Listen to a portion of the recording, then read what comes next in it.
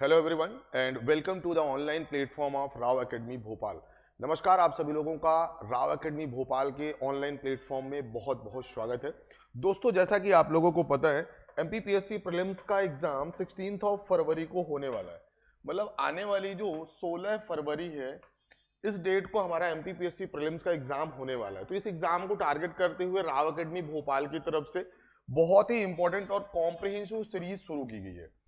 ठीक है ना। यहां पर हमने टारगेट रखा है कि 16 फरवरी मतलब जनवरी के महीने तक हम कंप्लीट सिलेबस करने वाले हैं। कंप्लीट सिलेबस मतलब जो हमारी 10 की 10 यूनिट है, कंप्लीट यूनिट 10 यहां पर हम एमसीक्यू के माध्यम से साथ में डिटेल्ड डिस्कशन करते हुए कंप्लीट करने वाले हैं। ठीक है।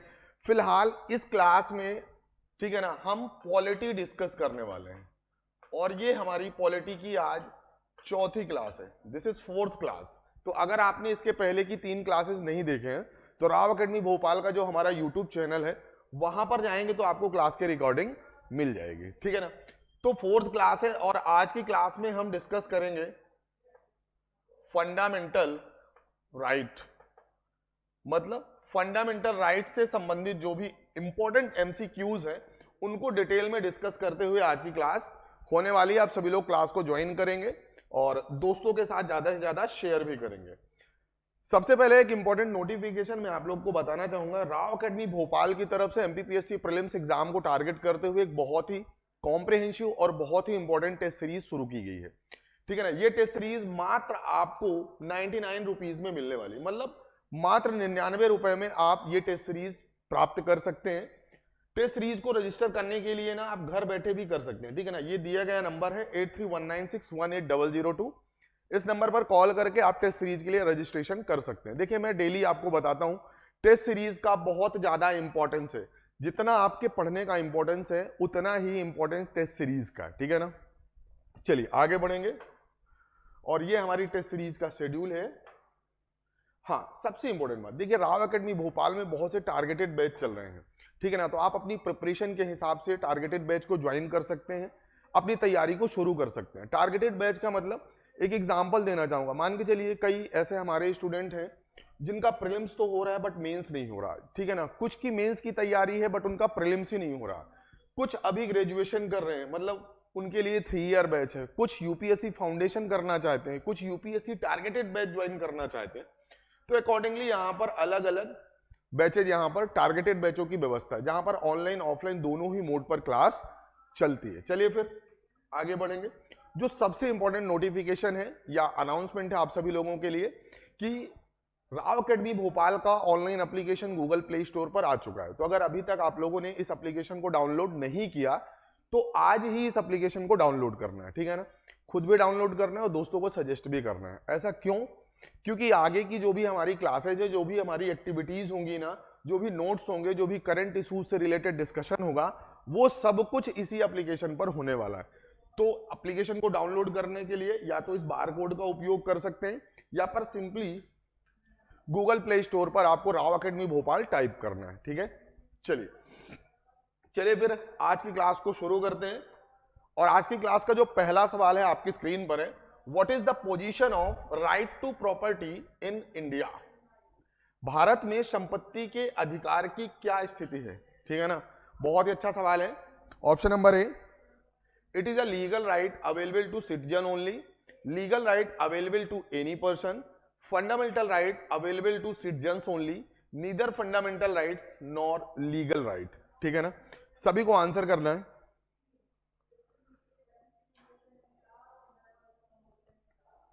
सभी को आंसर करना है कि भैया ये जो राइट टू प्रॉपर्टी है इसका क्या स्टेटस है, वर्तमान में क्या स्टेटस है। ठीक है। भारत में संपत्ति के अधिकार की क्या स्थिति है? चलिए, इसका जो करेक्ट आंसर है ना, option number A, it is a legal right available to citizens only. आइए समझते हैं कि यहां पर अगर बात करेंगे राइट टू प्रॉपर्टी, आप लोग भी चीजों को नोट करेंगे। राइट टू प्रॉपर्टी की अगर बात करेंगे तो राइट टू प्रॉपर्टी का पहले मेंशन 2 जगह पर था। एक तो आर्टिकल 31 और दूसरा आर्टिकल 19F, ठीक है ना। इन दो जगहों पर राइट टू प्रॉपर्टी का मेंशन था और राइट टू प्रॉपर्टी आपका फंडामेंटल राइट था, संपत्ति का अधिकार आपका मौलिक अधिकार था। बातें क्लियर है क्या सभी? दो जगह पर वर्णन था, संविधान में पार्ट 3 की बात करेंगे या संपत्ति के अधिकार की बात करें थे तो इससे रिलेटेड दो आर्टिकल थे। कौन कौन से? Article 31 of the Indian constitution and article 19F of the Indian constitution. अब हुआ ये कि हमारे देश में एक अमेंडमेंट हुआ, पार्लियामेंट के द्वारा एक कानून बनाया गया, 44th constitutional amendment act 1978, 44th constitutional amendment act 1978, और इसके तहत जो राइट टू प्रॉपर्टी है उसे लीगल राइट बना दिया गया। क्या बना दिया गया? Legal right. मतलब अगर आपके पास संपत्ति है ना तो संपत्ति रखना आपका कानूनी अधिकार है, ठीक है। मतलब आपको अपनी संपत्ति का अगर कभी भी ब्यौरा देना पड़े तो मतलब वो क्या है? लीगल राइट है। सरकार या कोई भी इन्वेस्टिगेशन एजेंसी आपसे आपकी संपत्ति के बारे में पूछ सकती है कि आपकी जो संपत्ति है उसका स्रोत क्या है, सोर्स क्या है। बातें क्लियर है क्या? तो लीगल राइट, और इसके लिए एक अलग से आर्टिकल बनाया गया, आर्टिकल 300A। और अगर पार्ट की बात करेंगे तो किस पार्ट में रखा गया? पार्ट 12। उम्मीद है बातें क्लियर होंगी। तो भैया जो संपत्ति का अधिकार पहले मौलिक अधिकार था वो अब एक कानूनी अधिकार है, और उसके लिए अलग से एक अनुच्छेद आपको याद रखना है, आर्टिकल या अनुच्छेद 300A। और अगर भाग की बात करेंगे तो भाग 12, ठीक है। नोट करेंगे सभी लोग। देखिए जो क्वेश्चंस है ना बहुत ही इंपॉर्टेंट है, और ये सभी सवाल एग्जाम में पूछे जा चुके हैं, ठीक है। आगे भी इसी तरीके से सवाल पूछे जाएंगे, ठीक है। हो सकता है वो आपसे आर्टिकल पूछ ले, हो सकता है वो आपसे पार्ट्स पूछ ले, ठीक है। चलिए आगे बढ़ेंगे, और अगला सवाल आपकी स्क्रीन पर है, बहुत ही इंपॉर्टेंट सवाल है, अच्छे से पढ़ेंगे। विच of the following statements is और इनकरेक्ट? बहुत ही ध्यान से पढ़ना है। यहां पे सवाल आपसे पूछा गया है कि कौन कौन से कथन असत्य है, इनकरेक्ट है, ठीक है ना। पहला, part 3 of the fundamental rights of the constitution is based upon bill of rights of the USA, ठीक है। दूसरा, right to die is a fundamental right under article 21 of the constitution. Indian constitution is a complete federal constitution, ठीक है ना। Fundamental rights can be removed under the Indian constitution. ये चार कथन लिखे हुए हैं, हमें बताना है इन चारों में से कौन कौन से गलत हैं, कौन कौन से असत्य हैं। हिंदी में भी पढ़ सकते हैं। संविधान के मौलिक अधिकारों पर भाग 3 संयुक्त राज्य अमेरिका के अधिकारों के विधेयक पर आधारित है। मरने का अधिकार संविधान के अनुच्छेद 21 के तहत एक मौलिक अधिकार है। ऑप्शन नंबर सी, भारतीय संविधान एक पूर्ण संघीय संविधान है। और तीसरा, और ऑप्शन नंबर जो डी है, भारतीय संविधान के तहत मौलिक अधिकारों को हटाया जा सकता है। आपको बताना है कौन कौन से कथन असत्य हैं। चलिए एक एक करके चीजों को सबसे पहले समझने की कोशिश करते हैं। Part 3 of the fundamental rights, बिल्कुल सही बात है। देखिए पहला जो ऑप्शन है बिल्कुल सही है। क्यों? यूएसए में जिसे हम बिल ऑफ राइट बोलते हैं, the same thing is in our Indian constitution is called fundamental rights, ठीक है ना, mention in part 3 of the Indian constitution. और इसीलिए इसे हम क्या बोलते हैं? Magna Carta. Magna Carta, part 3 को हम क्या बोलते हैं? Magna Carta. ये चीज भी नोट कर लें कि इंडियन कॉन्स्टिट्यूशन में किस भाग को हम मैग्ना कार्टा बोलते हैं? पार्ट 3 को। तो पहला ऑप्शन तो बिल्कुल सही है। अब देखिए जो राइट टू डाई है, क्या हमारा फंडामेंटल राइट है? नहीं है। तो ऑप्शन नंबर जो दूसरा है वो तो गलत है। आगे देखेंगे, Indian constitution is a complete federal constitution. देखिए फेडरल कॉन्स्टिट्यूशन का मतलब ये होता है कि सेंट्रल गवर्नमेंट या केंद्र का अलग कानून हो और राज्यों का अलग कानून हो। ऐसा है क्या हमारे देश में? अगर ऐसा होता तो कभी भी हम इंडिया को इंडियन पॉलिटी नहीं बोलते, भारतीय राज्य व्यवस्था हम नहीं बोलते, ठीक है ना। कि भारत का अलग संविधान है, ठीक है ना, मध्य प्रदेश का अलग है, उत्तर प्रदेश का अलग है, ठीक है ना। अगर इस तरीके की कुछ व्यवस्था है तब हम उसे बोलेंगे फेडरल सिस्टम, ठीक है ना। इंडिया का जो सिस्टम है वो क्वासी फेडरल है। कैसा है? Quasi federal. क्वासी फेडरल क्यों? कि वैसे तो राज्य और केंद्र का अपना अलग अलग स्टेट लिस्ट है, यूनियन लिस्ट है, कॉन्करेंट लिस्ट है। मतलब यूनियन लिस्ट में केंद्र सरकार कानून बनाती है, दैट इज अवर पार्लियामेंट।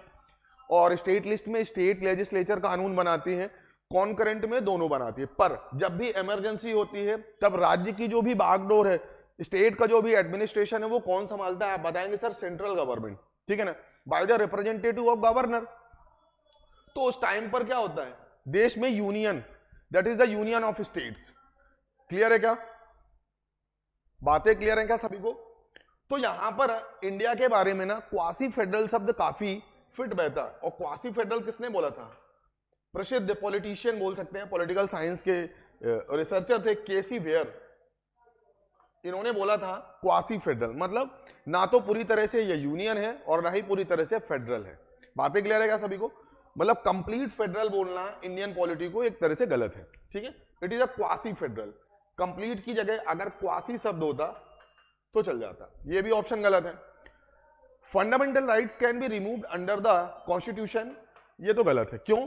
क्योंकि आपको भी पता है केशवानंद भारती केस में सुप्रीम कोर्ट ने बेसिक स्ट्रक्चर की बात बताई। बेसिक स्ट्रक्चर, बेसिक स्ट्रक्चर, मूलभूत संरचना की बात बोली गई 1973 में केशवानंद भारती केस में, ठीक है ना।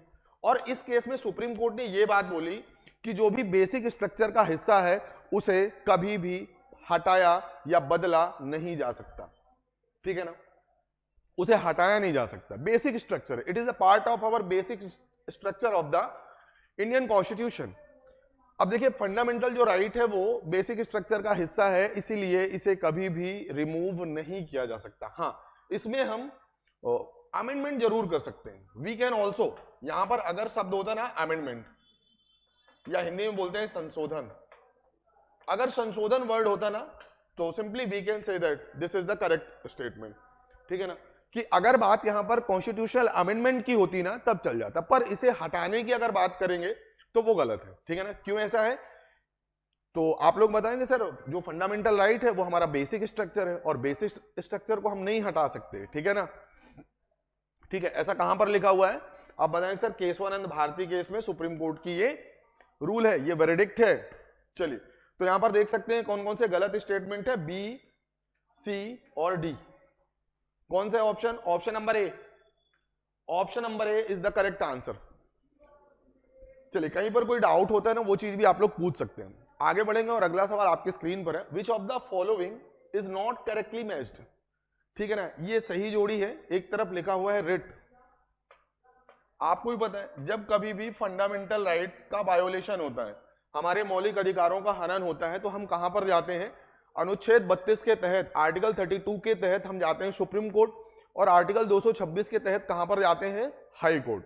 अकॉर्डिंगली जो हमारी जुडिशियरी है, सुप्रीम कोर्ट और हाई कोर्ट, वो 5 तरह की रिट इशू करती है for the protection of fundamental rights. तो एक तरफ लिखा हुआ है रिट्स और दूसरी तरफ लिखा हुआ है उसका मीनिंग, और उसका मीनिंग लिखा हुआ है। आपको बताना है कि कौन सा जो पेयर है वो सही सुमेलित नहीं है। पहले लिखा है हैबीज कॉर्पस, फिर आगे लिखा है मैंडमस, अगला है प्रोहिबिशन और अगला है क्वा वारंटो। आपको बताना है कि कौन सा जोड़ा सही सुमेलित नहीं है। ठीक है ना, हैबियस कॉर्पस,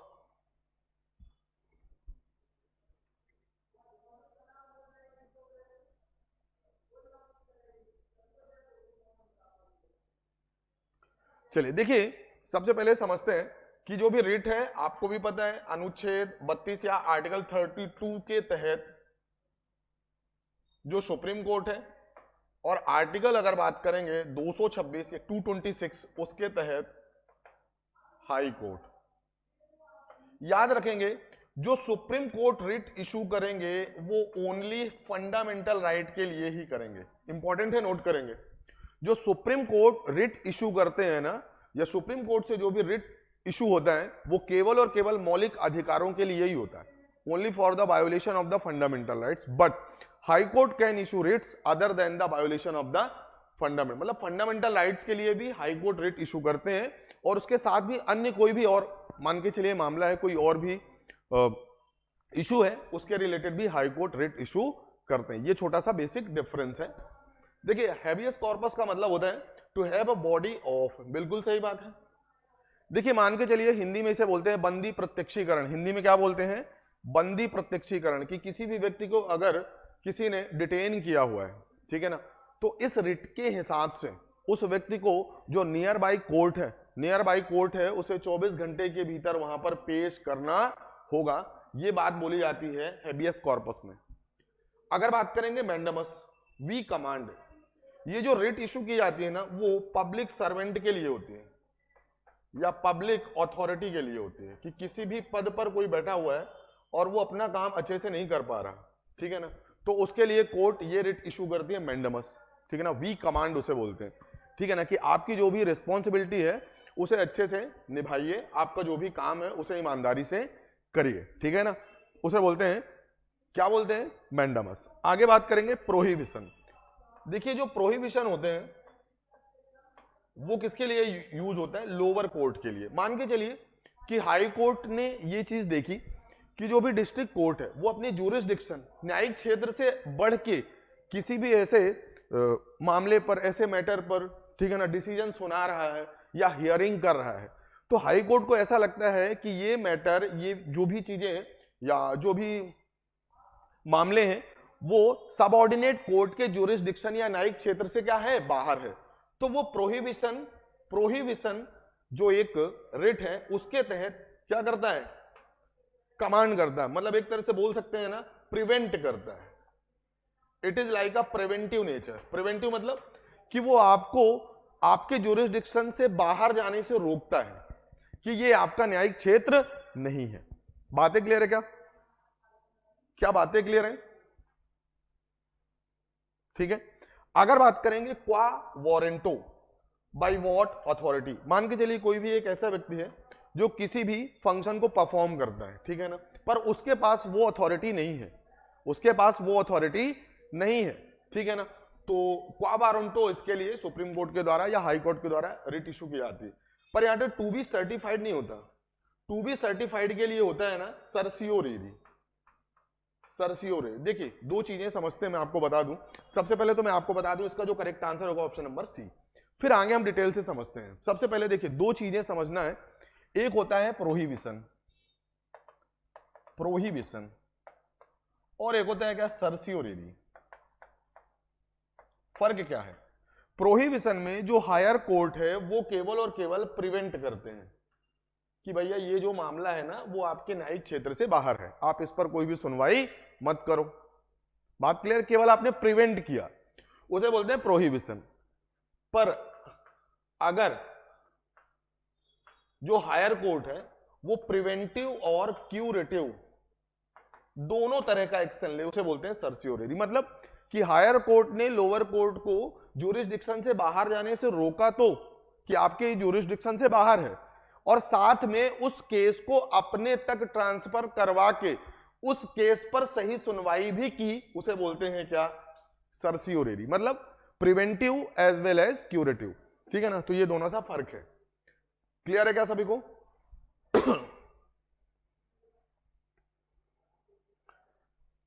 चलिए आगे बढ़ेंगे और अगला सवाल आपकी स्क्रीन पर है, निम्नलिखित का सही मिलान करें। बहुत ही अच्छा सवाल है और काफी इजी क्वेश्चन है, पढ़ने की कोशिश करेंगे। सबसे पहले ऑप्शन नंबर ए है cultural and educational rights to constitutional remedies, right against exploitation, and option number D right to equality, और एक तरफ लिखा हुआ है रिलेटेड आर्टिकल या अनुच्छेद।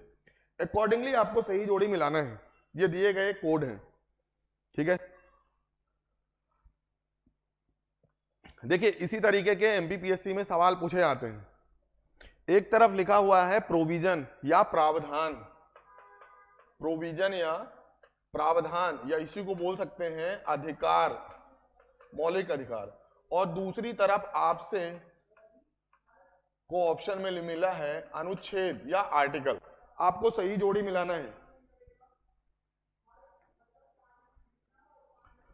चलिए शुरू करते हैं। सबसे पहले cultural and educational rights, cultural and educational rights जो मैं देख पा रहा हूं आर्टिकल 29 से लेके 30, कल्चरल एंड एजुकेशनल राइट्स। यहां पर किसकी बात की गई है? माइनॉरिटी की, माइनॉरिटी की। पर याद रखेंगे संविधान में कहीं पर भी माइनॉरिटी शब्द की डेफिनेशन नहीं है।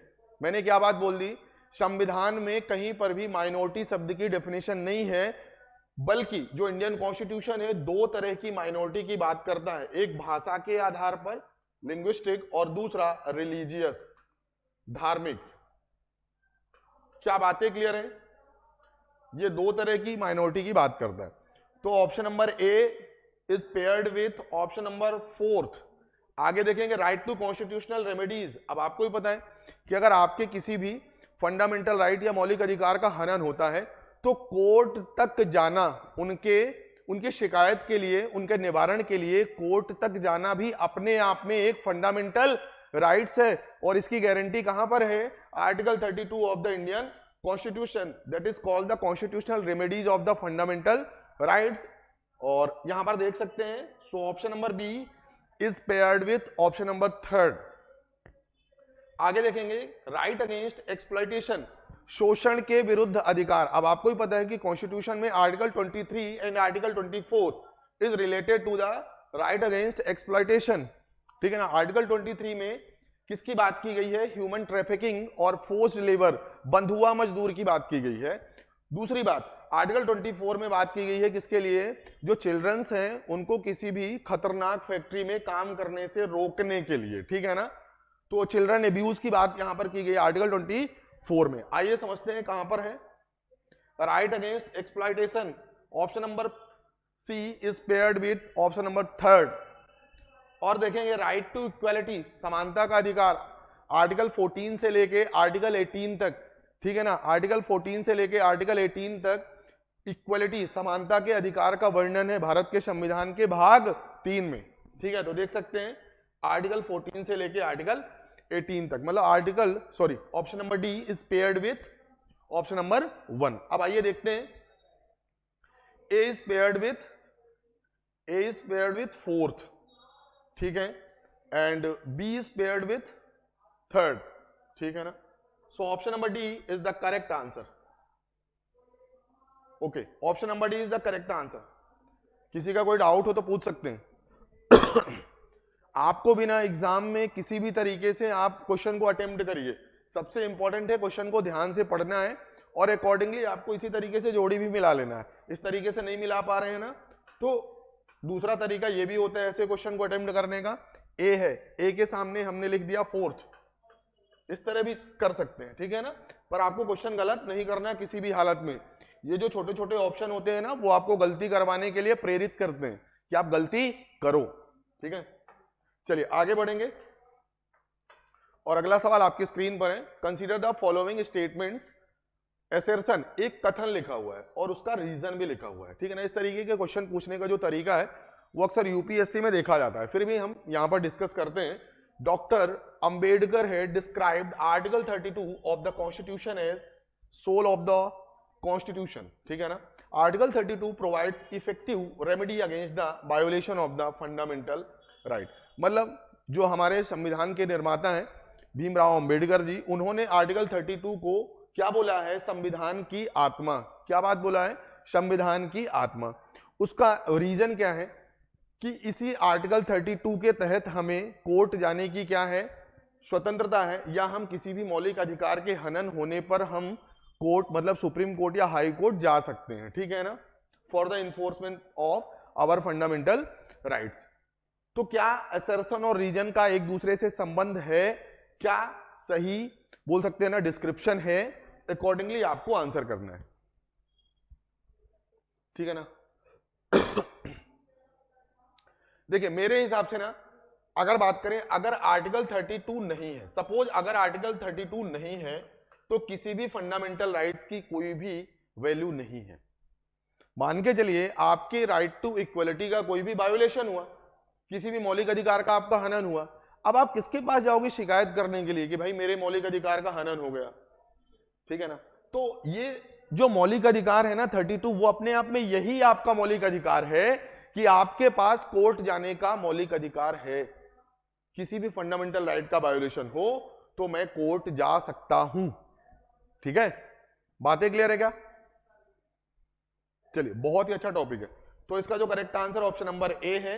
दोनों ही कथन सही हैं और जो कथन नंबर दूसरा है that is the reason is the correct explanation for the assertion, ठीक है ना। Option number A will be the correct answer. बिल्कुल सही बात। अंबेडकर जी ने बोली कि आर्टिकल 32 जो है वो संविधान की आत्मा है, और ऐसा इसलिए बोला क्योंकि कॉन्स्टिट्यूशन में जो भी फंडामेंटल राइट्स है उनके वायोलेशन पर आपको कोर्ट या उनके रेमेडीज के लिए सुप्रीम कोर्ट या हाई कोर्ट जाने की जो आजादी है, जो अधिकार है, वो आपको कौन देता है? आर्टिकल 32।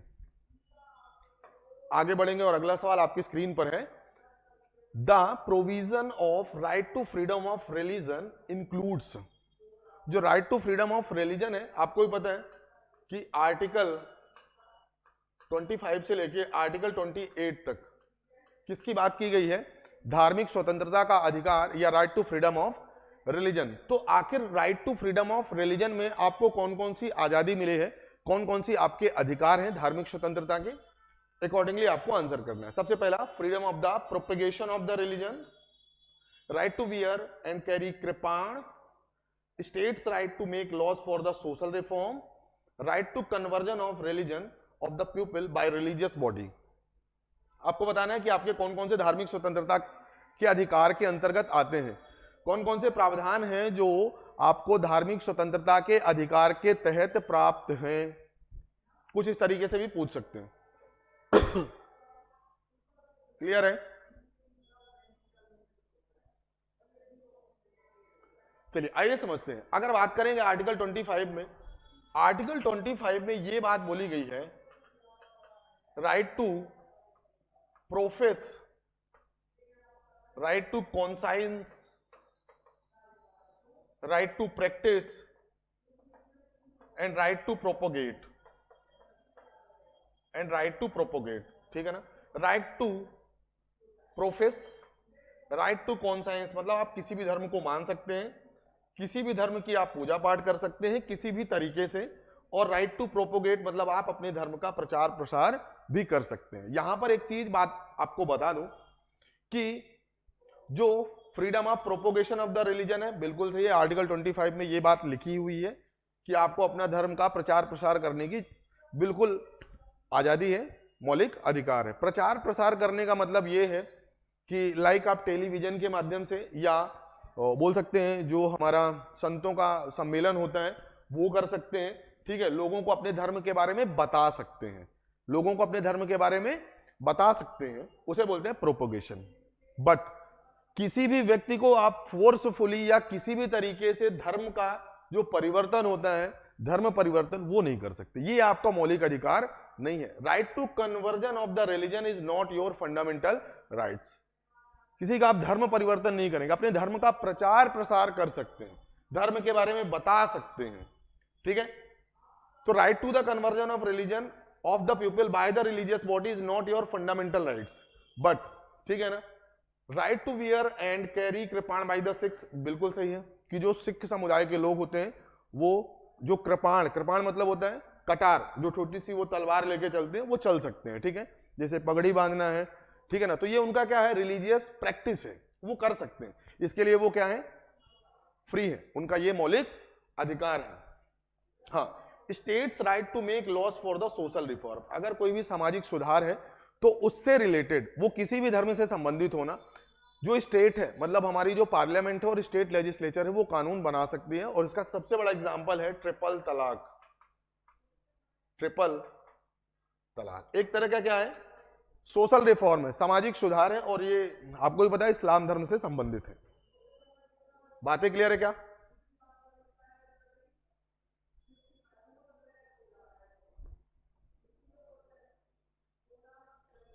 चलिए, तो यहां पर देख सकते हैं हमारा कौन कौन सा ऑप्शन सही है, option number 1, option number 2 and option number 3।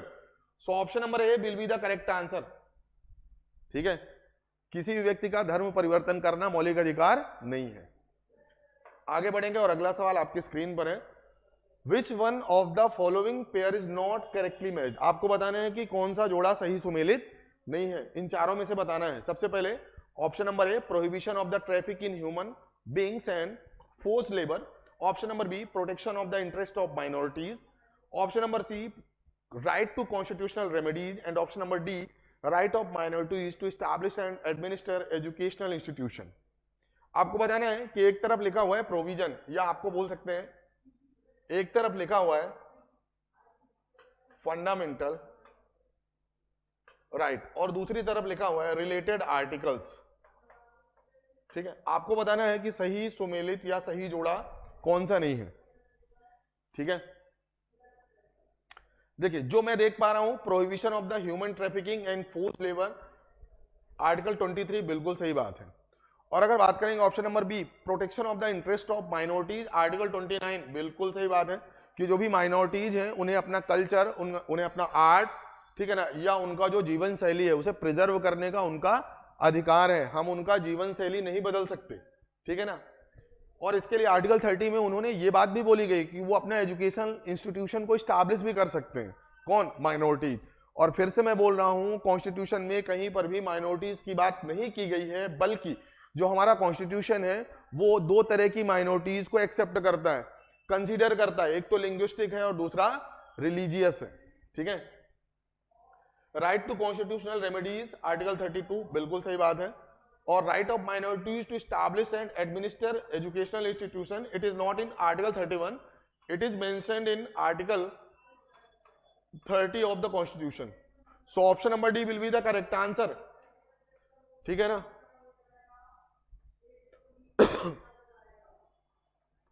चलिए आगे बढ़ेंगे और अगला सवाल आपकी स्क्रीन पर है। Under preventive detention a person can be detained without trial for, निवारक निरोध के तहत, ठीक है ना, किसी भी व्यक्ति को बिना मुकदमे के कितने दिनों तक हिरासत में लिया जा सकता है। बहुत इंपॉर्टेंट क्वेश्चन है। Under preventive detention, under preventive detention कितने दिनों तक किसी भी व्यक्ति को हम डिटेन कर सकते हैं, हिरासत में रख सकते हैं।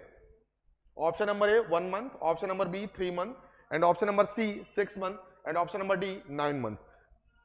ठीक है ना, कि मान के चलिए अगर पुलिस या किसी भी हमारी जो भी जुडिशियरी है उसे ऐसा लगता है कि कोई एक ऐसा व्यक्ति है जो एक क्राइम करने वाला है, तो क्राइम करने से पहले ही उसे उठा लिया जाता है। तो कितने दिनों तक ऐसा आप कर सकते हैं किसी भी व्यक्ति के साथ? चलिए इसका जो करेक्ट आंसर है ना, ऑप्शन नंबर बी 3 मंथ। ये चीज नोट करेंगे, इंपॉर्टेंट है।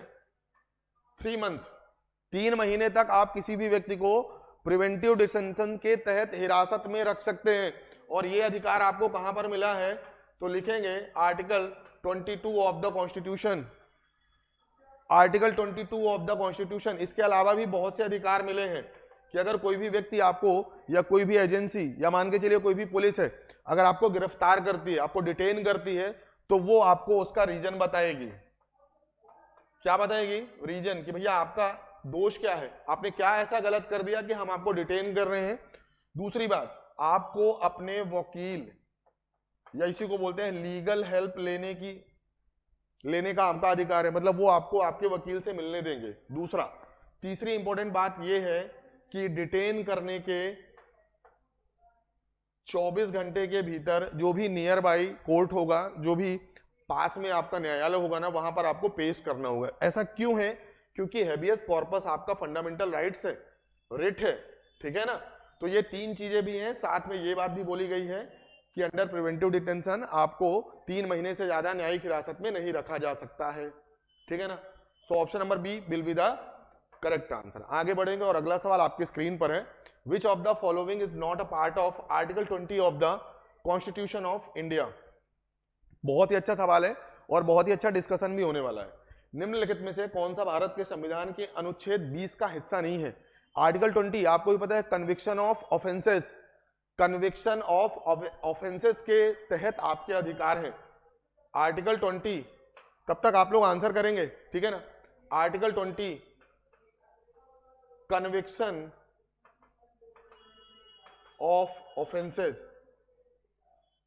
देखिए कन्विक्शन का मतलब होता है दोष सिद्धि, कि आपने कोई भी अपराध किया और वो अपराध दोष सिद्ध हो गया, उससे संबंधित आपके पास कौन कौन से मौलिक अधिकार हैं, ये चीज आपके आर्टिकल 20 में मेंशन है। ठीक है ना, so option number A, option number B, option number C, option number D, आप सभी लोग आंसर बताएंगे। चलिए इसका जो करेक्ट आंसर होगा ना, प्रोहिबिशन अगेंस्ट टॉर्चर। ठीक है ना, प्रोहिबिशन अगेंस्ट टॉर्चर का मेंशन हमारे कॉन्स्टिट्यूशन में नहीं है। बाकी ये तीनों चीजें आर्टिकल 20 के तहत आपका मौलिक अधिकार है, समझेंगे सभी। नो डबल जियोपार्डी, ये डबल जियोपार्डी, जैसे कि आपको ये शब्द है ना डबल और जियोपार्डी, ये लैटिन वर्ड है जियोपार्डी। इसका मतलब ये है हिंदी में मैं आपको बता दूं, एक ही अपराध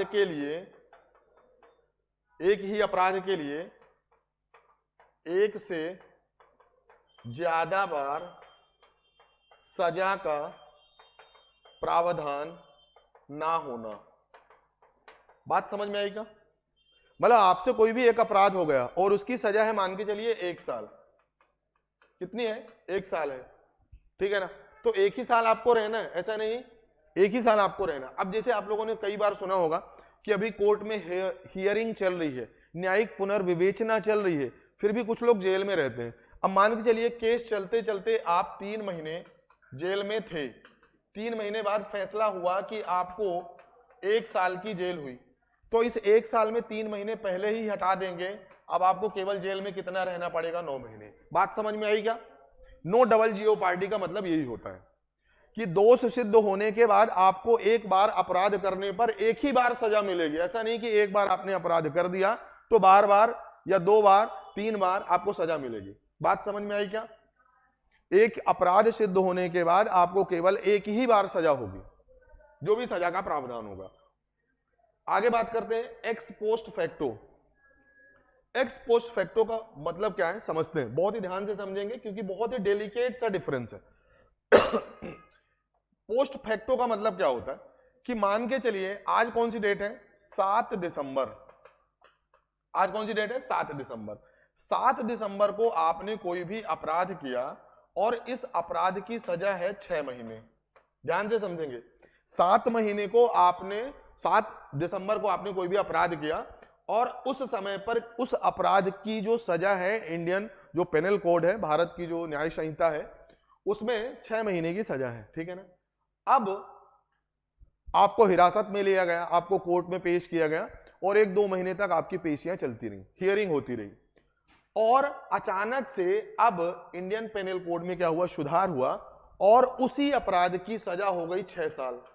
ध्यान से समझेंगे, उसी अपराध की सजा कितनी हो गई? 6 साल। तो आपको अगर सजा होती है, अगर आप कन्विक्टेड होते हैं, आपके ऊपर दोष सिद्धि होती है, तो आपको 6 महीने की ही सजा होगी। और इसका वाइसे वर्सा भी होगा, अगर 6 महीने से ना 1 महीने हो गया ना, फिर भी आपको सजा 6 महीने की ही होगी। नो एक्स पोस्ट फैक्टो का मतलब क्या हुआ कि जब भी आपने अपराध किया उस समय पर जो भी नियम कानून के तहत सजा है वही आपको होगी, ठीक है ना? ना उससे ज्यादा होगी ना उससे कम होगी। इसे बोलते हैं एक्स पोस्ट फैक्टो लॉ।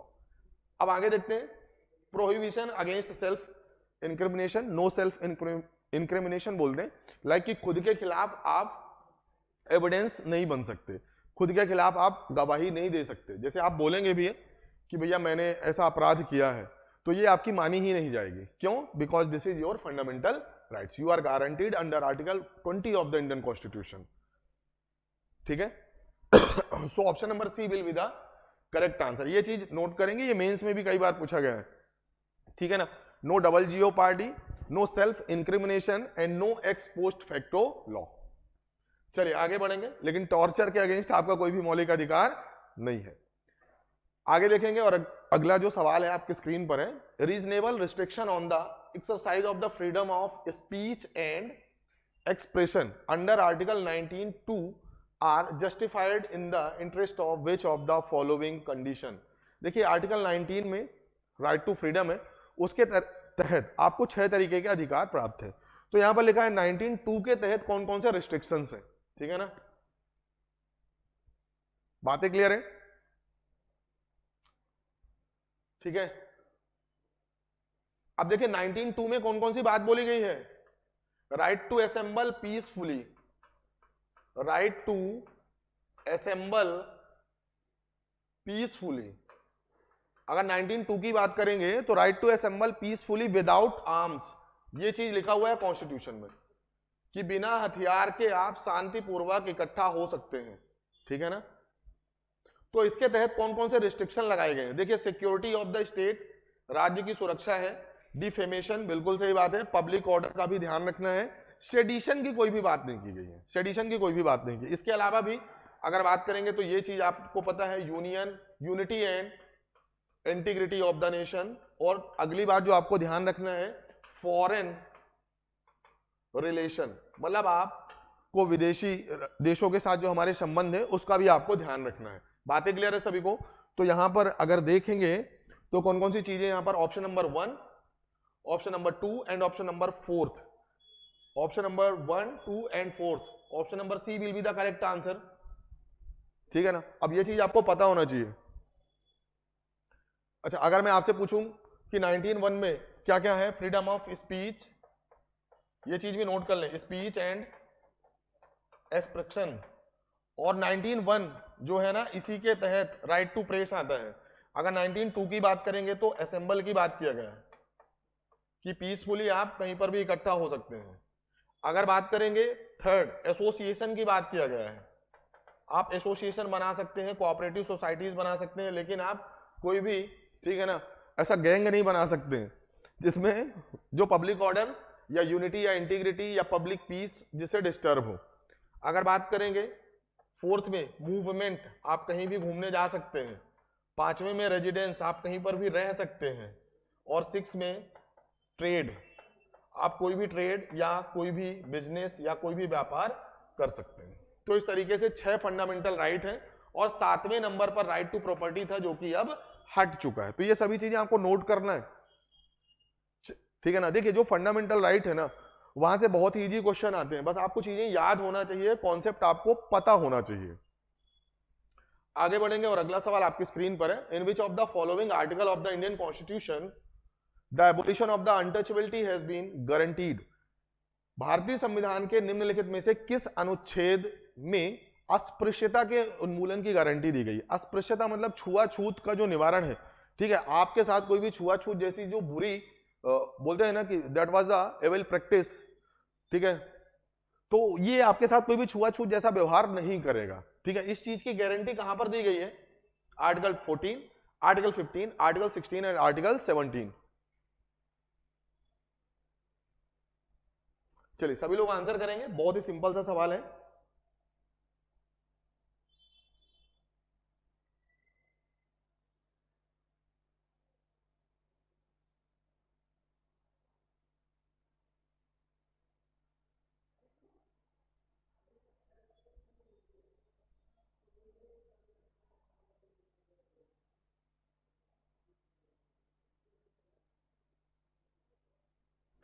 चलिए, तो इसका जो correct answer option number 7, option number D, article 17। देखिए, आर्टिकल 17 में अबोलिशन ऑफ द अनटचेबिलिटी की बात की गई, मतलब अगर आप किसी भी व्यक्ति के साथ छुआछूत जैसा व्यवहार करते हैं तो आपके खिलाफ कानूनी कार्रवाई की जाएगी, और इसके लिए पार्लियामेंट ने एक अलग से कानून भी बना दिया गया,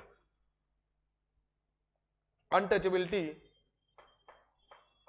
untouchability offence act, untouchability offence act 1955, ठीक है ना? ठीक है, बातें क्लियर है क्या सभी को? अनटचेबिलिटी ऑफेंस एक्ट 1955, इसी का नाम बदल के क्या रख दिया गया है? Civil right protection act, civil right protection act 1976, ये दोनों ही सेम है, ठीक है ना? तो आर्टिकल 17 को इन्फोर्समेंट करने के लिए पार्लियामेंट ने कानूनी बना दिया। अगर बात करेंगे आर्टिकल 14 की, तो this is the equality before law and equal protection of the law, ठीक है ना? कानून के सामने सभी लोग क्या हैं? बराबर हैं, और सभी के जो अधिकार है ना उनकी समान रक्षा भी करेगा। कौन? हमारा जो बोल सकते हैं, चाहे वो लेजिस्लेचर हो, चाहे वो जुडिशियरी हो, चाहे वो एग्जीक्यूटिव, उसके सामने सब कुछ बराबर है, ठीक है?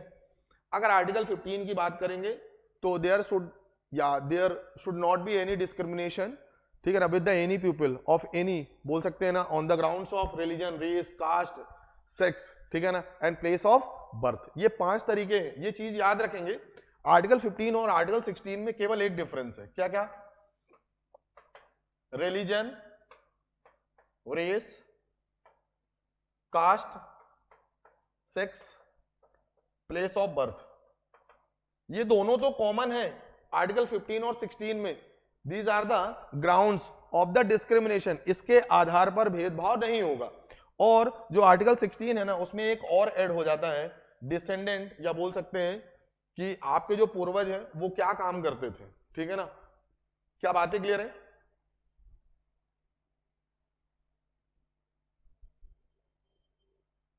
चलिए आर्टिकल 16 किसकी बात करता है? Public employment.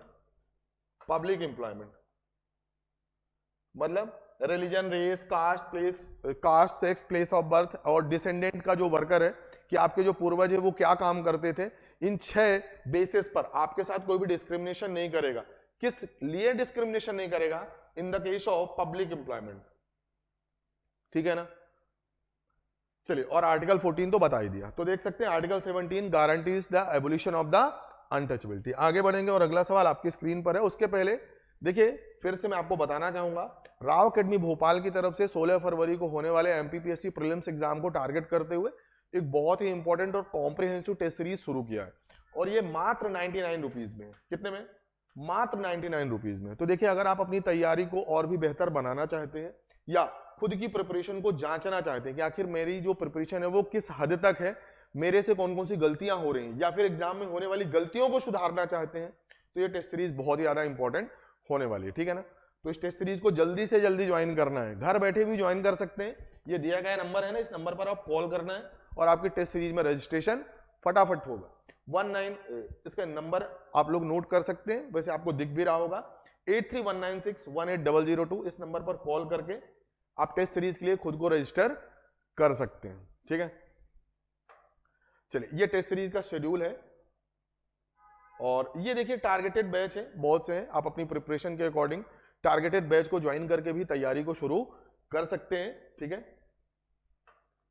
अब देखेंगे, देखिए सबसे इंपॉर्टेंट ये है, जो राव अकेडमी भोपाल का ऑनलाइन एप्लीकेशन है वो गूगल प्ले स्टोर पर आ चुका है। तो मैं बार बार बोलता हूं, अगर अभी तक आप लोगों ने इस एप्लीकेशन को डाउनलोड नहीं किया तो आज ही एप्लीकेशन को डाउनलोड करेंगे और दोस्तों को ज्यादा से ज्यादा शेयर भी करेंगे कि हाँ भैया, अब राव अकेडमी भोपाल का online application Google play store पर आ चुका है। एप्लीकेशन डाउनलोड करने के लिए इस बारकोड का भी उपयोग कर सकते हैं, या फिर सिंपली गूगल प्ले स्टोर पर आपको टाइप करना है राव अकेडमी भोपाल, ठीक है। चलिए आगे बढ़ेंगे और अब क्वेश्चन को फिर से कंटिन्यू करते हैं। फिर से वही क्वेश्चन है, article 17 of the Indian constitution deals with, भारतीय संविधान का अनुच्छेद 17 किससे संबंधित है? बहुत ही सिंपल सा क्वेश्चन है, बहुत ही सिंपल। अब ये भी थोड़ी देर पहले ही हमने क्लास में डिस्कस किया है, ठीक है ना। It's related to the abolition of the untouchability या अस्पृश्यता के उन्मूलन से संबंधित है। किससे संबंधित है? अस्पृश्यता के उन्मूलन से संबंधित है, नोट करेंगे, ठीक है। चलिए आगे बढ़ेंगे और अगला सवाल आपके स्क्रीन पर है, which article of the constitution gives precedence to the constitutional provision over the laws made by the union parliament और स्टेट लेजिस्लेचर। सिंपल सा क्वेश्चन है, पहले पढ़ेंगे फिर आपको आंसर करना है कि भैया संविधान का कौन सा अनुच्छेद है जो केंद्रीय संसद या राज्य विधान मंडलों द्वारा बनाए गए कानूनों पर संवैधानिक प्रावधानों को प्राथमिकता देता है, ठीक है। बहुत ही सिंपल सा क्वेश्चन है। चलिए, तो आपको आंसर करना है option number A article 13, option number B article 32, option number C article 245 and option number D 326, ठीक है। चलिए देखिए, इसका जो करेक्ट आंसर है ना ऑप्शन नंबर 13। देखिए एक्चुअली में आपको क्वेश्चन यहां पर फंसाया है। फंसाया किस तरीके से? संवैधानिक प्रावधान की जगह अगर यहां पर लिख देता fundamental right, fundamental right, question थोड़ा सा घुमाया गया है। अगर फंडामेंटल राइट लिखता तब आपका आंसर तुरंत होता आर्टिकल 13। क्यों? Because this is related to the judicial review. Judicial review क्या है कि अगर कोई भी ऐसा कानून है, देखिए आपको पता है 4 तरीके के कानून होते हैं, एक परमानेंट होता है, टेम्पोरेरी होता है, स्टेचुअरी होता है, नॉन स्टेचुअरी होता है। किसी भी तरीके का कोई भी लॉज है, कोई भी पॉलिसीज है और उससे किसी भी फंडामेंटल राइट का वायोलेशन हो रहा है, किसी भी फंडामेंटल राइट्स का क्या हो रहा है? वायोलेशन हो रहा है, तो उस केस में जो भी हमारी जुडिशियरी है, सुप्रीम कोर्ट या हाई कोर्ट, उस पर्टिकुलर लॉज को, उस पर्टिकुलर लॉज या लेजिस्लेशन को वाइड या इसी को बोलते हैं नॉल घोषित कर सकते हैं, ठीक है ना। बातें क्लियर है क्या? So this is called judicial review, ठीक है ना, न्यायिक पुनर्विवेचना बोलते हैं। और ये हमने कहां से लिया है? सभी लोग कमेंट करके बताएंगे। ये जो जुडिशियल रिव्यू का कॉन्सेप्ट है हमने किस देश से लिया है? यूएसए। कहां से लिया है? यूएसए। तो ऑप्शन नंबर ए। अगर बात करेंगे आर्टिकल 32 संवैधानिक अधिकारों, किसका अधिकार है? आर्टिकल 32 कॉन्स्टिट्यूशनल रेमेडीज, ठीक है ना। आर्टिकल 245 किससे रिलेटेड है, किसी को पता है क्या? It is the extent of parliament and state legislature laws, कि भैया जो पार्लियामेंट कोई भी कानून बनाती है उसका विस्तार वो कहां पर लागू हो सकता है। आप बताएंगे सर पूरे के पूरे भारत में, और जो स्टेट है वो with in the territory of state. ऐसा कहां पर लिखा हुआ है? आर्टिकल 245, ठीक है। चलिए आगे देखेंगे आर्टिकल 326, आपको भी पता है एडल्ट सफरेज की बात की गई है। एडल्ट सफरेज मतलब वयस्क मताधिकार, कितना है अभी? 18 ईयर्स। पहले कितना था? 21 साल। 21 से 18 कब हुआ? आप बताएंगे sir by the 61st constitutional amendment act 1989, 1989 में संवैधानिक संशोधन हुआ 61वां, ठीक है। उसके तहत जो वयस्क मताधिकार की जो उम्र है वो 21 से हमने क्या कर दी? 18, ठीक है। तो यहां पर इसका जो करेक्ट आंसर होगा ऑप्शन नंबर ए। आगे बढ़ेंगे और अगला सवाल आपकी स्क्रीन पर है। Who among the following person said for the fundamental rights place to our people and pact with the civilised world. बहुत ही इंपॉर्टेंट क्वेश्चन है, वेरी वेरी वेरी इंपॉर्टेंट। क्यों? क्योंकि एमपीपीएससी में कुछ इस तरीके से कथन वाले सवाल भी पूछे जाते हैं। हिंदी में पढ़ेंगे, निम्नलिखित में से किस व्यक्ति ने मौलिक अधिकारों के लिए हमारे लोगों के लिए एक प्रतिज्ञा और सब दुनिया के साथ एक समझौता कहा था? बहुत ही इंपॉर्टेंट है। हाँ, दूसरी बात, ऐसे क्वेश्चन आप तभी सही कर पाएंगे जब आपको एग्जैक्ट में वो फैक्ट पता है, अदरवाइज ये क्वेश्चन आपके लिए है ही नहीं, ठीक है ना। तो देखिए इसका सभी लोग आंसर करने की कोशिश करेंगे। Option number A, option number B, option number C या फिर ऑप्शन नंबर डी। चलिए देखिए जो इसका correct answer option number D, doctor Sarvepalli Radhakrishnan, हमारे जो दूसरे राष्ट्रपति महोदय थे, उन्होंने ऐसा बोला था फंडामेंटल राइट्स के लिए कि हमारे लोगों के लिए एक प्रतिज्ञा है और सब दुनिया के साथ एक समझौता है। क्या? फंडामेंटल राइट्स, ठीक है ना। चलिए आगे बढ़ेंगे। फंडामेंटल राइट्स आर, इंपॉर्टेंट है, सबसे पढ़ेंगे, are justiciable, non justiciable, flexible और रिजिड, ठीक है। मौलिक अधिकार क्या है? Justiciable, non justiciable, flexible, rigid.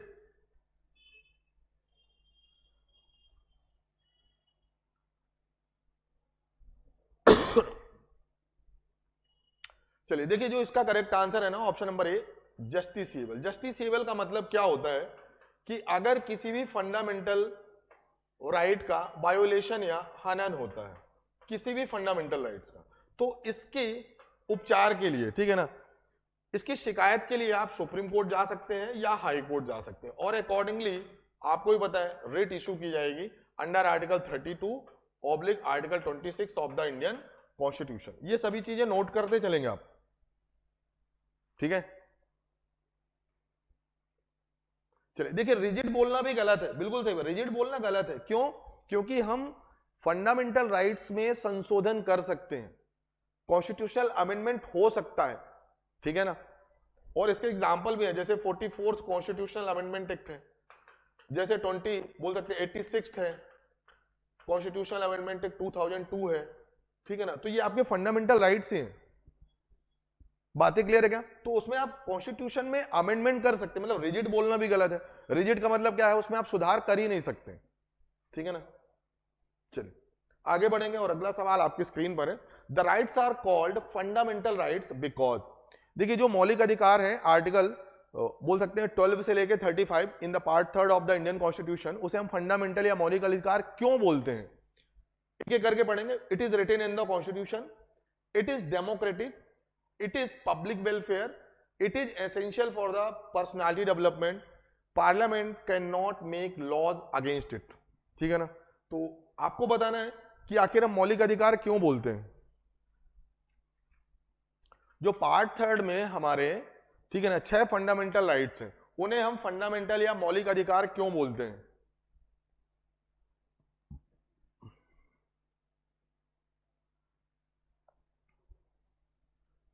Answer सभी को करना है। संविधान में लिखा है यह लोकतांत्रिक है, यह लोक कल्याण है, यह व्यक्तित्व विकास के लिए आवश्यक है, संसद इसके विरुद्ध कानून नहीं बना सकती। चलिए देखिए, जो पहला ऑप्शन है it is written in the constitution, ये बात बिल्कुल सही है। क्यों? क्योंकि रिटेन कॉन्स्टिट्यूशन में अगर आपको कोई भी चेंजेस करना है उसके लिए आपको क्या बनाना पड़ेगा, कोई भी लॉज या कानून, लेजिस्लेशन करना पड़ेगा। अब अगर वो लेजिस्लेचर या कानून किसी भी फंडामेंटल राइट्स के खिलाफ है तो आपके पास क्या है, आर्टिकल 13 है, आपके पास जुडिशियल रिव्यू है। ठीक है ना, बातें क्लियर है क्या सभी को? तो पहला ऑप्शन बिल्कुल सही है। ठीक है, दूसरी बात, इट इज डेमोक्रेटिक। देखिए डेमोक्रेटिक बोलना गलत है, डेमोक्रेटिक गलत बात। अगर यहां पर लिखा होता political democracy so we can consider, but ये ऑप्शन यहां पर गलत है। ऑप्शन नंबर थर्ड की अगर बात करेंगे, it is public welfare. Public welfare से रिलेटेड है डीपीएसपी, लोक कल्याण से संबंधित है डीपीएसपी, फंडामेंटल राइट नहीं है। It is essential for the personality development, बिल्कुल से। कोई भी व्यक्ति अगर उसके पास मौलिक अधिकार नहीं है, ठीक है ना, तो उसकी डिग्निटी है, उसके डेवलपमेंट के जो सोर्सेज हैं उनकी रक्षा नहीं हो पाएगी। ठीक है ना, तो एक व्यक्ति की पर्सनालिटी या व्यक्तित्व के विकास के लिए ना फंडामेंटल राइट या मौलिक अधिकार का होना बहुत जरूरी है। बिल्कुल सही है। Parliament can not make laws against it, ये चीज तो हमने देखा ही है, article 13 judicial review. So option number 1, option number 4 and option number 5 will be the correct answer. Option number C, जिसका भी सही है ना, बिल्कुल सही जवाब है। चीजों को नोट करते चलेंगे। कॉन्सेप्चुअल था क्वेश्चन, समझने की जरूरत है, फैक्चुअल नहीं था। आगे बढ़ेंगे और अगला सवाल आपकी स्क्रीन है। The provision of reservation of the OBC is made other backward class, OBC means the constitution under which article. आपको बताना है कि जो ओबीसी वर्ग के लिए आरक्षण की व्यवस्था की गई है, ठीक है ना, तो वो संविधान के किस अनुच्छेद के तहत की गई है।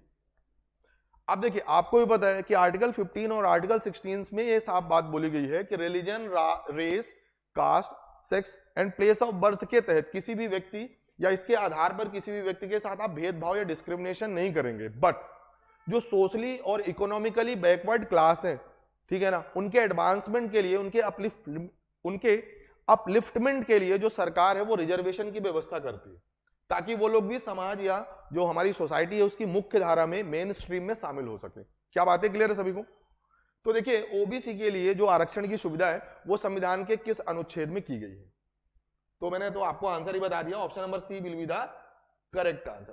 Option number C, article 15 4th and article 16 4th। देखिए आर्टिकल 16 की बात करेंगे तो ये पब्लिक एम्प्लॉयमेंट की बात करते हैं। यहां पर हम पब्लिक एम्प्लॉयमेंट, सरकारी नौकरी है, वहां पर कोई भी भेदभाव नहीं होगा, पर रिजर्वेशन की बात वहां पर भी है।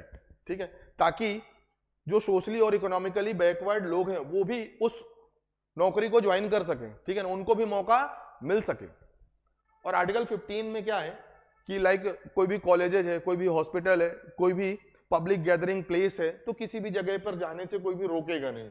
ठीक है ना, आर्टिकल 15 4th में। तो यहां पर बात होती है लाइक, अगर बात करें ना, जो कॉलेजेज हैं, जो हॉस्पिटल्स हैं, उससे रिलेटेड है, पर आर्टिकल 16 में स्ट्रिक्टली बात की जाती है पब्लिक एम्प्लॉयमेंट की।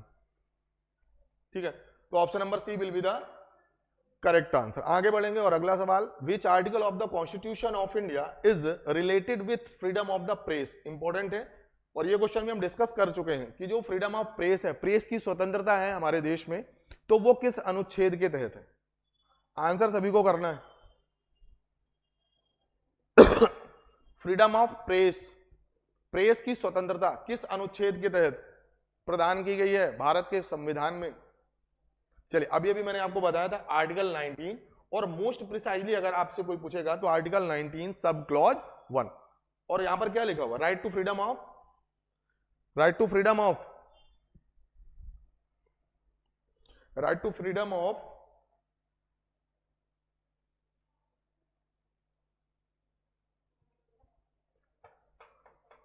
Speech and expression.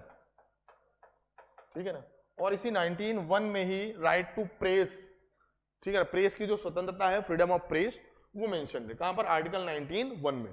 कई बार वो आपको गलती करने के लिए आर्टिकल 21 भी ऑप्शन में देगा, लेकिन ये नहीं है। आर्टिकल 20 में आपको भी पता है कन्विक्शन ऑफ द ऑफेंसेस, कि आपके दोष सिद्ध हो चुका है, उसके बाद आपके पास कौन कौन से मौलिक अधिकार है। आर्टिकल 21 तो आपको भी पता है, right to life and personal liberty. और आर्टिकल 22 में क्या बात बोली गई है? प्रिवेंशन प्रिवेंटिव जो डिटेंशन है, आपको डिटेन किया गया है, अभी तक आपकी दोष सिद्धि नहीं हुई है, उससे संबंधित आपके कौन कौन से अधिकार है। जैसे आप वकील से मिल सकते हैं, ठीक है ना, और आप ये चीज भी जान सकते हैं कि आखिर मुझे क्यों डिटेन किया गया है। तीसरी इंपॉर्टेंट बात कि आपको डिटेन करने के 24 घंटे के भीतर जो भी नियर बाय या आसपास का जो भी कोर्ट है वहां पर आपको पेश करना होगा। तो ये सब चीजें आर्टिकल 22 में मेंशन है। चलिए आगे बढ़ेंगे। अगला सवाल, which article of the constitution ensures the freedom of press. वही चीजें हैं, आर्टिकल 19 है इसका जो करेक्ट आंसर है। आगे बढ़े, विच of the following article of the Indian constitution puts an absolute limitation on the legislative power.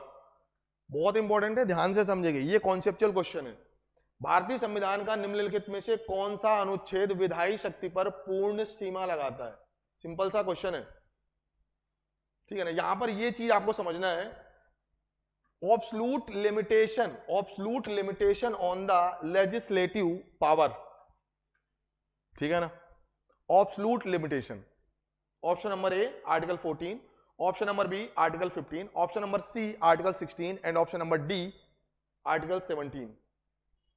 देखिए जो अगर यहां पर डिस्कस करें ना, तो आर्टिकल 15 तो आपको भी पता है कि ये डिस्क्रिमिनेशन की बात करता है। आर्टिकल 16 आपको भी पता है ये discrimination in the public employment की बात करता है। Article 17 abolition of the untouchability. लेकिन आर्टिकल 14 में दो चीजें लिखी हुई हैं, equality before laws and equal protection of the laws. ये दो चीजें लिखी हुई हैं, equality before laws and equal protection of the laws. यही चीजें हैं कि एब्सोल्यूट लिमिटेशन है लेजिस्लेटिव पावर। मतलब ऐसा नहीं है कि आप किसी के लिए अलग अलग कानून बनाओगे, अगर कोई भी कानून आपने बनाया है वो सबके लिए सेम होगा। क्या बातें क्लियर है? तो इसी को हम बोलते हैं absolute limitation on the legislative power. अलग अलग कानून नहीं बनेगा। एक्सेप्शन है, बहुत से हैं, जैसे ट्राइबल एरियाज के अगर बात करेंगे, या बहुत से एक्सेप्शन है, तो उन पर भी जब आगे की जो भी हमारी क्लासेज होंगी तो वहां पर हम डिस्कस करेंगे। बट अगर बात करेंगे लेजिस्लेटिव जो लिमिटेशन की, तो वो यही है आर्टिकल 14। क्या बातें क्लियर है? देखिए दो चीजें यहां पर लिखी गई, दो चीजें आपको नोट करना है। एक तो बात बोली गई है इक्वलिटी बिफोर लॉ, और दूसरा है इक्वल प्रोटेक्शन ऑफ लॉ। ये दो चीजें हैं, equality before law and equal protection of the law. ये दोनों चीजें हैं, एक ब्रिटेन से लिया गया है और एक यूएसए से लिया गया है, ठीक है ना। इक्वलिटी बिफोर लॉ का मतलब क्या है? कोई भी कानून से ऊपर नहीं है, ठीक है ना, सबके लिए कानून बराबर है। चलिए, तो आर्टिकल 14 है जो कि एक एब्सोल्यूट लिमिटेशन पुट करता है किसके ऊपर? Legislative power of the state. चलिए आगे बढ़ेंगे और अगला सवाल आपकी स्क्रीन पर है, which of the following are envisaged by the right against exploitation in the constitution of India. सबसे पहले देखेंगे prohibition of the traffic in human beings, option number 2 abolition of the untouchability, protection of the interest of minorities, and option number 4 prohibition of the employment of the children in the factories and mines. आपको बताना है कि जो शोषण के विरुद्ध अधिकार है ना, उसमें कौन कौन से प्रावधान शामिल हैं, और अकॉर्डिंगली आपको आंसर करना है। ये 4 ऑप्शंस हैं, उनमें से आपको सर्च करना है, बताना है कि कौन कौन सी चीजें हैं जो शोषण के विरुद्ध अधिकार में शामिल है।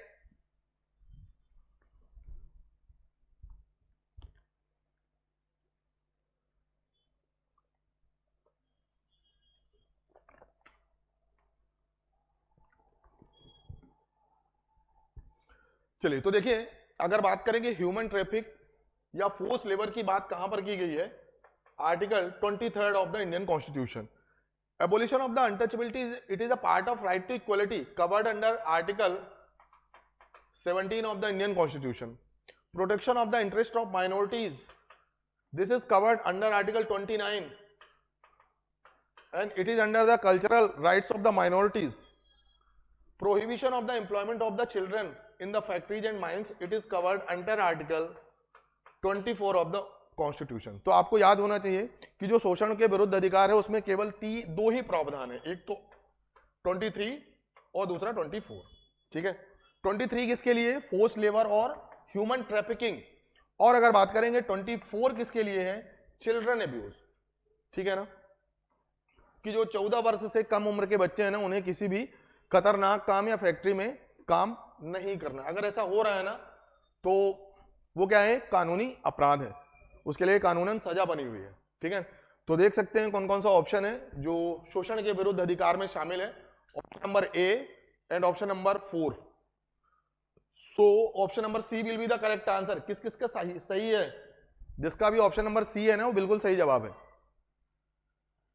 चलिए आगे बढ़ेंगे और अगला सवाल आपकी स्क्रीन पर है। Read the following statements and choose the correct option. Right to property was deleted from the list of fundamental rights by the 44th constitutional amendment act 1978। Statement number 2, right to property was made a legal right under article 300A in the part 12th of the constitution. अब आपको बताना है कि कौन कौन से कथन सही है। जो संपत्ति का अधिकार है उससे संबंधित ये 2 कथन लिखे हुए हैं। ठीक है, आपको बताना है कि कौन कौन से कथन सही है। ये ऑप्शन है, सॉरी ये वाले ऑप्शन है, इसके अकॉर्डिंगली आपको आंसर करना है।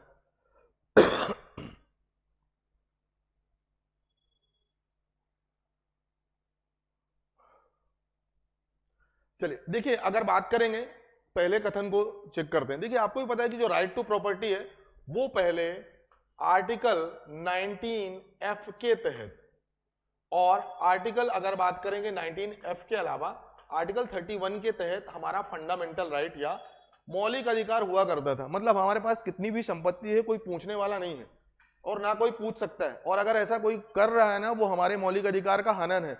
हम सीधा कोर्ट जा सकते थे, लेकिन 44वें संविधान संशोधन 1978 में यह बात बोली गई कि संपत्ति का अधिकार अब आपका कानूनी अधिकार है। क्या है आपका? कानूनी अधिकार। बिल्कुल सही बात है, फंडामेंटल राइट से हटा के अब इसे लीगल राइट बना दिया गया। दूसरी बात अगर करें, यहां पर राइट टू प्रॉपर्टी के लिए एक नया आर्टिकल बनाया गया, आर्टिकल 300A, और इसे किस भाग या किस पार्ट में रखा गया? पार्ट 12। तो दोनों ही कथन सही है। अब देख लीजिए किस ऑप्शन में ऐसा लिखा हुआ है। स्टेट 1 बोथ आर फॉल्स, ये है ऑप्शन नंबर सी बिल्कुल सही है कि दोनों ही कथन सही हैं। ठीक है, चलिए देखिए इस तरीके के जो सवाल होते हैं ना, एमपीपीएससी अगर इस तरीके की क्वेश्चन पूछता है तो मैं आपको पहले लिख के दे देता हूं कि बहुत ही इजी क्वेश्चन होता है, बस आपको धैर्य से शांति से क्वेश्चन को पढ़ने की जरूरत होती है। बात समझ रहे हैं? चलिए आगे बढ़ेंगे और अगला सवाल आपकी स्क्रीन पर है। Given below are the 2 statements, one is labelled as assertion and other is labeled as a reason। आइए पढ़ते हैं। Article 30 of the constitution of India does not define term minority और constitution recognizes only linguistic and religious minority. देखिए ये question मैं already discuss कर चुका हूं थोड़ी देर पहले क्लास में कि इंडियन कॉन्स्टिट्यूशन में कहीं पर भी माइनॉरिटीज की बात नहीं बोली गई है। ठीक है, केवल और केवल ये बात बोली गई है आर्टिकल 29 में कि उन्हें अपना कल्चर प्रिजर्व करने की स्वतंत्रता है, ये उनका मौलिक अधिकार है। और आर्टिकल 30 में वो अपने इस प्रिजर्वेशन के तहत एजुकेशनल इंस्टीट्यूशन को स्टैब्लिश कर सकते हैं, उसे रन कर सकते हैं, उसे एडमिनिस्टर कर सकते हैं, ये उनका मौलिक अधिकार है। बातें समझ में आ रही हैं क्या?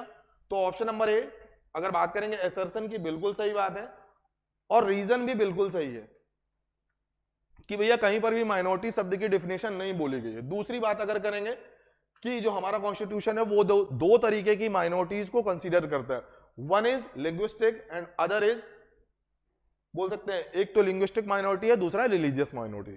ठीक है ना, तो ये दोनों ही कथन सही है, लेकिन दोनों का कोई भी संबंध नहीं है। Both are the correct but not the correct explanation. Option number B will be the correct answer. देखिए कभी भी इस तरीके का जो एसर्शन और रीजन वाले क्वेश्चन होते हैं, सबसे पहले आपको उनका रिलेशन देखना है कि आखिर कथन और जो भी कारण है उसमें कोई संबंध है या नहीं है। अब इसमें कोई भी संबंध नहीं दिख रहा, पर दोनों ही सही है। ठीक है ना, so our answer will be the option number B. आगे बढ़ेंगे।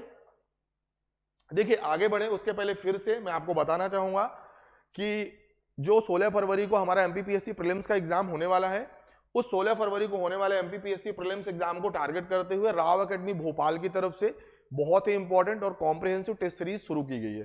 ठीक है ना, और ये जो टेस्ट सीरीज है आपको मात्र 99 रुपए में मिलने वाली है। तो बिना विलंब के हुए इस नंबर पर कॉल करना है 8319618002। इस नंबर पर कॉल करके आप टेस्ट सीरीज के लिए रजिस्टर करवा सकते हैं। ठीक है ना, देखिए टेस्ट सीरीज बहुत ज्यादा जरूरी होती है, मैं बार बार बोलता हूं। ठीक है ना, आप अपनी तैयारी को ना जांचते रहिए कि आखिर हमारी जो तैयारी है, हमारी जो पढ़ाई है वो किस हद तक है। ठीक है, ये टेस्ट सीरीज का शेड्यूल है। देखिए जो टेस्ट सीरीज है ना वो यूनिट वाइज भी है और फुल लेंथ भी है। देखिए ये हमारे टारगेटेड बैच है, जैसे बुनियाद है, मंतव्य है, संपूर्ण है, समृद्धि है, तो ये टारगेटेड बैच है। आप अपनी प्रिपरेशन के हिसाब से टारगेटेड बैच ज्वाइन करके भी ऑफलाइन ऑनलाइन दोनों ही मोड में तैयारी शुरू कर सकते हैं।